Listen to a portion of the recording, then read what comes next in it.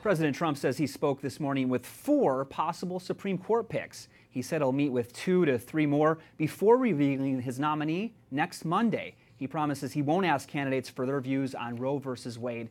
But senators who will confirm that nominee are sure talking a lot about that 1973 abortion case. Congratulations. She voted to confirm Justice Neil Gorsuch. I want a judge who will apply the law to the facts of the case with fidelity to the Constitution. But Republican Senator Susan Collins is after more than just fidelity.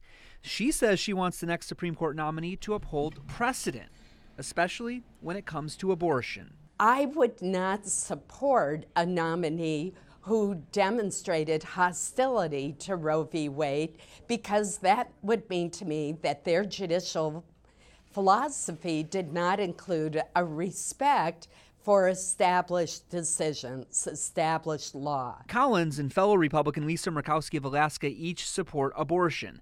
Of 51 Republican senators, there are 2 who may vote against the president's high court choice.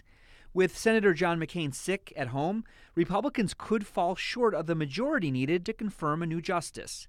Democrats say the confirmation process should wait until after midterm elections, when they'll have the chance to reclaim the majority. Either way, Justice Anthony Kennedy's legacy hangs in the balance. You will see many Kennedy decisions go down, I think, in the coming years. Trump was not talking about replacing a Kennedy with a Kennedy, and anyone who thinks that that's a possibility doesn't know this president.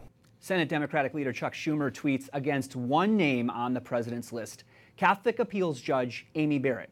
Schumer labels her an activist judge, and if she makes it to the high court, he says she'd be the deciding vote to overturn Roe v. Wade.